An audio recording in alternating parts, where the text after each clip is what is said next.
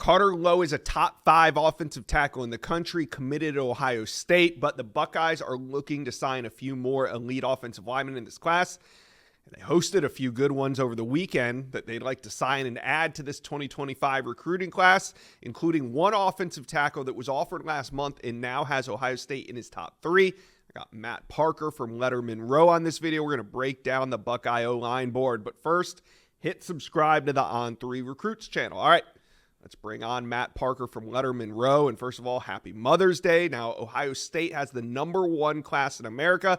Today, we're going to focus on the O-line, though. Like I said, 1 commit so far, but the board is deep and talented. Let's talk about a few names that were on campus this weekend, starting with 4-star offensive tackle Jackson Lloyd, who, ironically, was offered this week and is already visited Columbus just a few days later. That's got to bode well for the #6 offensive tackle in America, who is trending to Alabama. But tell us, Jackson Lloyd on campus this weekend, what do you make of it?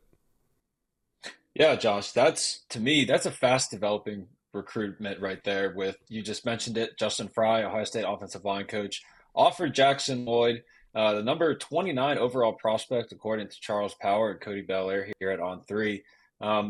This is a guy that, I mean, Justin Fry visited on Tuesday. He gets to Ohio State this weekend. So that to me is very telling of how Yeah. serious both Ohio State is about Jackson Lloyd, and in turn, how serious Lloyd is about Ohio State. As you mentioned, considered a pretty heavy Alabama lean. I know On3 Steve Wiltfong has put in an RPM for Lloyd to the Crimson Tide, but just based off of the early things that I've heard about this visit, Ohio State has moved the needle. I mean, to make a trip from California to Ohio after only getting an offer, maybe 4 or 5 days before the visit. Again, I keep saying that it's telling and how fast that this is moving, and that's because Ohio State doesn't really have the luxury of time to necessarily build as deep of relationships as it typically likes to do with high school prospects. I think Ohio State is coming at a point of, they are very well aware of the fact that they only have Carter Lowe. Some places have him as a 5-star offensive tackle, but he's the only guy in the class right now for Justin Fry, and there is definitely a foot on the gas for these prospects that we're going to talk about here moving forward. But to me, Jackson Lloyd was perhaps the most important visitor of the offensive line trio because he's so versatile. He's a 3-sport athlete: football, basketball, baseball. And very impressive in both of the other sports other than football as well, I'd like to add. He moves well, he bends well, he's athletic. It's exactly what an offensive lineman in a Ryan Day, Chip Kelly kind of offense needs to be.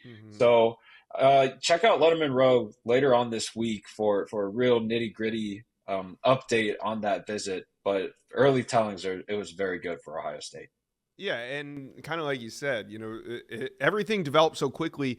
Steve put in that pick for Alabama, I want to say 6, 7, 8 days ago. So it was right before Jackson Lloyd was offered by Ohio State. It was well before he visited Ohio State. So like you said, it'll be interesting to see what he has to say coming out of this weekend. Now, 4-star offensive lineman Henry Fuku, kind of a similar story. He's from Fort Worth, Texas. He was offered at the end of April, so, about 3 weeks ago. Really intriguing prospect because he's an interior offensive lineman, a big man that moves people with a soccer background. So what are you hearing about Henry Fuku after his visit to Ohio State this weekend? Well, anytime we look at a prospect, I think, at least for me, the knee-jerk reaction is to look at the On3 recruiting prediction machine and seeing okay, is it pretty even with, a couple schools, or is there just a runaway favorite?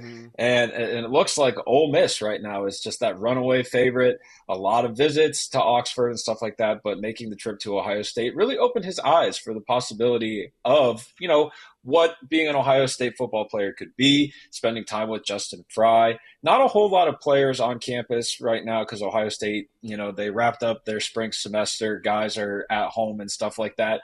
But that kind of is advantageous when it's this relationship so early on in the relationship, and just needing to be around Justin Fry more, needing to be around Ryan Day more, and Chip Kelly, and guys like Mark Pantoni, Ohio State's general manager, and a bunch of support staff people.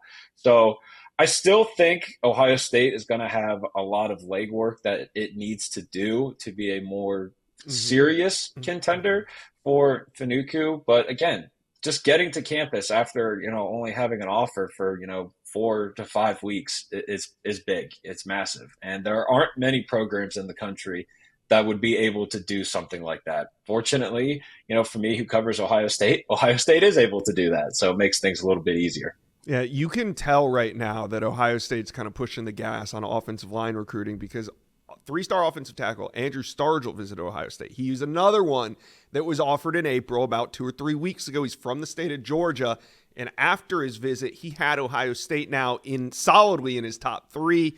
Do you think Andrew Stargell should be on commit watch if you're an Ohio State fan? I would say yes, but not right this moment. He told Letterman Rose Alex Gleitman that he is still intending on committing on July 4th, like many other prospects like to do. The official visits are done, but Stargell went into this visit without an Ohio State official visit locked up, and he was only on campus for one day, Josh. He was just there Friday and then headed back home to Georgia. But he has an official visit locked in. He'll be there June 7th through the 9th. And that top 3 of Ohio State, Kentucky, and Central Florida, one of those programs is not like the other in that top 3, if you ask me. So again, it comes down to, will Stargell and his family, really, I guess, kind of buy into the recruiting pitch that Ohio State is laying out there of, it's a 3 to 4 year plan, maybe a 5-year plan, if because offensive line, it takes a little more time to develop. Yeah. But you mentioned tackle. I really like him more as an interior kind of prospect. He has, again, an athletic background, and you look at his tape, he's just so physical on the interior. If you just moved him inside a little bit, I could definitely see more of a swing tackle opportunity for him at Ohio State. And that kind of works, I think, for both him, because it would get him onto the field a little bit quicker should he choose Ohio State.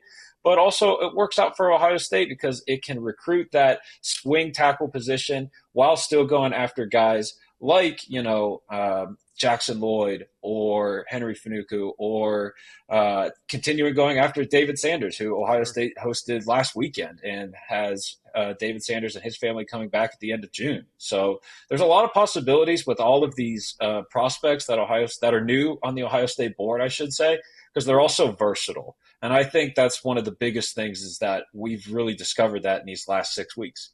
Right. Those were the 3 prospects that were on campus. I think Fuku and Stargell, Ohio State's maybe in a little bit better position with, but I think the door is now open with Jackson Lloyd. So we'll see how they do there. Now, you mentioned David Sanders. He was on campus last weekend. We talk about him all the time on this channel. I think we did 2 or 3 videos on him in the last 5 days. You guys can go check those out. But who are some other names at the top of the Ohio State offensive line board that Buckeye fans need to know? Well, Ohio State is still hanging around with Micah DeBose, who there's been a lot of LSU smoke, but now there are other programs entering the mix. I saw your show with Steve Wiltfong. Yeah, that was a great way that you had said that earlier last week, that recruitment is a little more open. And Ohio State, I'm pretty sure Steve Wiltfong had mentioned this, but Ohio State has always just been lurking in the weeds for that recruitment. You'll remember in January during that winter contact period, there were a few Ohio State coaches that made it down to Alabama to see Micah DeBose. I believe it was Justin Fry. Keenan Bailey was there. At the time, Corey Dennis, the former quarterbacks coach, was there. Just a whole bunch of guys. So Ohio State, I would say, is, they're certainly not in pole position, but they need to be at least paid attention to, I will say, because of the time and effort. Then you have another guy like Douglas Utu out of Bishop Gorman in Las Vegas, Nevada. Ohio State does have relationships at that school. It's worth noting that former defensive lineman Haskell Garrett is the defensive line coach at Bishop Gorham. So that kind of right there is a little bit of, hey, I went to Ohio State. Look at what Ohio State did for me. Can do the same thing for you. An in-state guy that I think people, especially within the state of Ohio, should really start paying attention to is Nolan Davenport, the 3-star offensive tackle out of Massillon, Washington. Last fall, his junior year, was the first year that he played offensive tackle. He used to be a tight end, but he's about 6'6" and now 300 pounds. So quite the development physically there.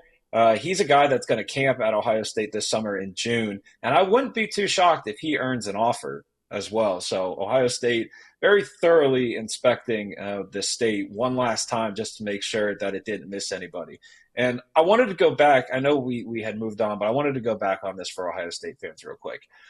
The recruitment of Andrew Stargell reminds me so much of the recruitment of Gabe Van Sickle from the 2024 cycle, the interior offensive lineman out of Coopersville, Michigan, who was committed to Northwestern for a long time. Ohio State discovered him in late September, and by Thanksgiving, Ohio State flipped him from the Wildcats, and he ended up being a top 150 prospect by On3. He's going to get to Ohio State in a few weeks once he's finished with high school, and there's a lot of optimism about the kind of player that Van Sickle can be.